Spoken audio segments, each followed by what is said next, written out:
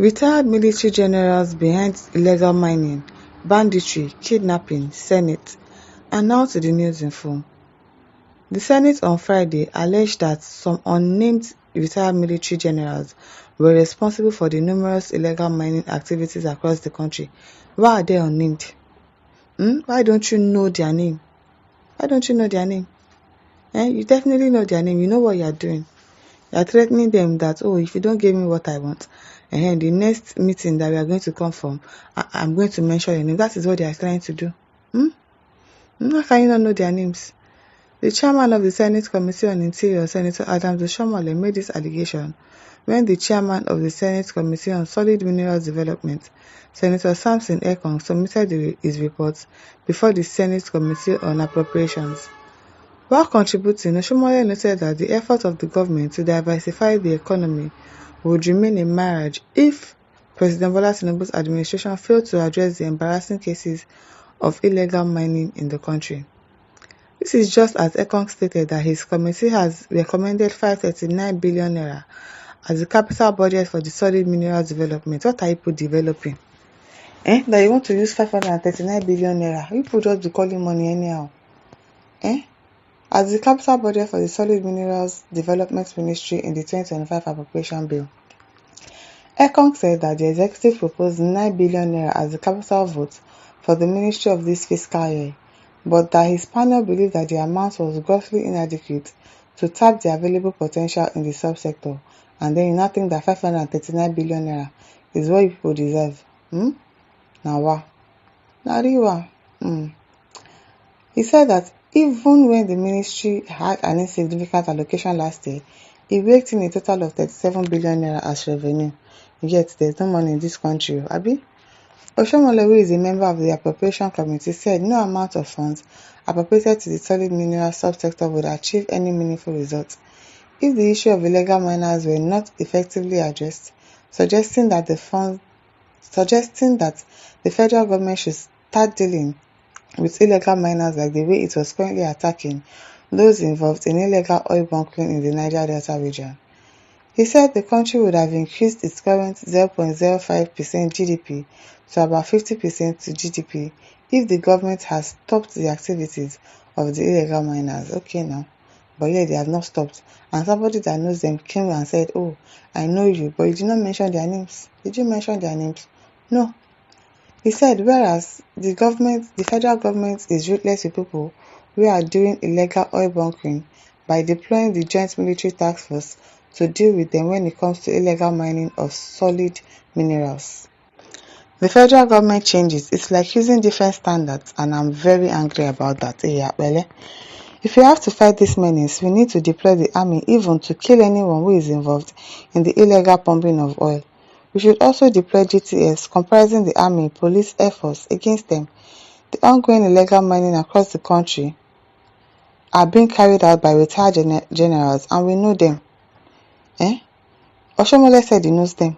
People should interrogate him to mention their names, if he truly knows them, so that they can be arrested. If you truly know them, mention their names.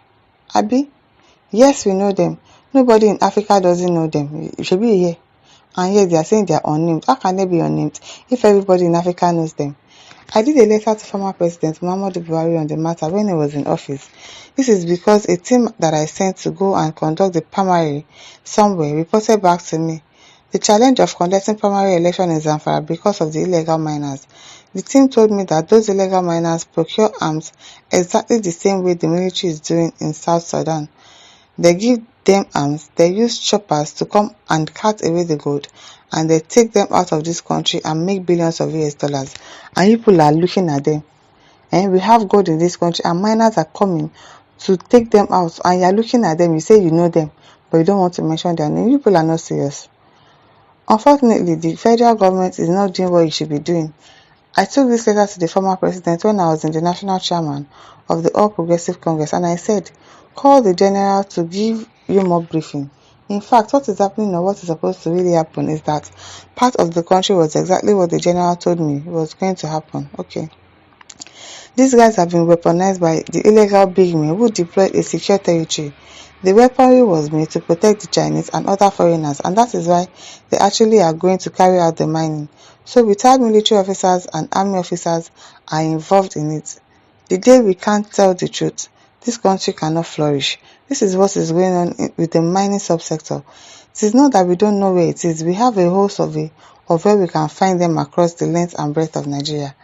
Even as we are talking now, there are still those illegal miners, and those guys are getting richer when they get poorer.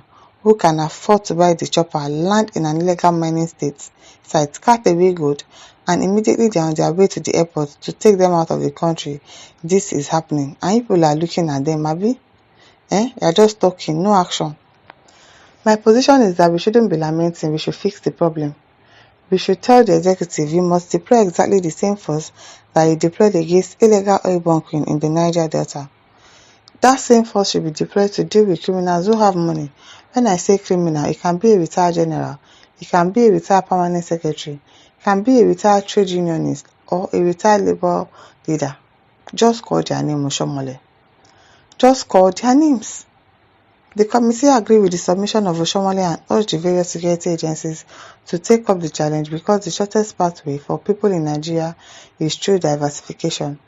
The chairman of the committee said that members had unanimously agreed to drastically increase the budget of the ministry, saying, "When we meet again with the Minister of Budget and other stakeholders, it was canvassed that the appropriation be reviewed to 539 billion naira for capital expenditure. This is even paltry compared to what other economies are injecting to drive that sector. Now, so the money that people will share among remiss." Meanwhile, the chairman of the Senate Committee on the Army, Senator Abdulaziz Yaradua, who appeared before the Senate Committee on Appropriation to present his panel report, has canvassed that the military and security institutions in the country should be removed from the envelope budgeting system. On the budget, he said, in 2025 appropriation bill, the Army was given a total of 1,455,000,000. No, that is not 1 billion. No, that is 1 trillion. No. 1,455,967,711,579 naira, of which the personnel involvement amounts to 1,143,341,418,537 naira. It is well. In the comment section, Remedios Aboyin says, "This man has said a bitter truth. Who knows if he can still see tomorrow? I beg.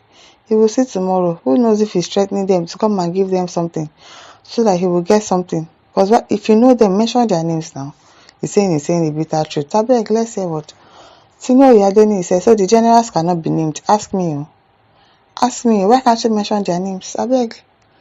And listeners, over to you. Leave your thoughts in the comment section. Don't forget to like, to share, and subscribe. Thank you for listening. See you some other time. Bye.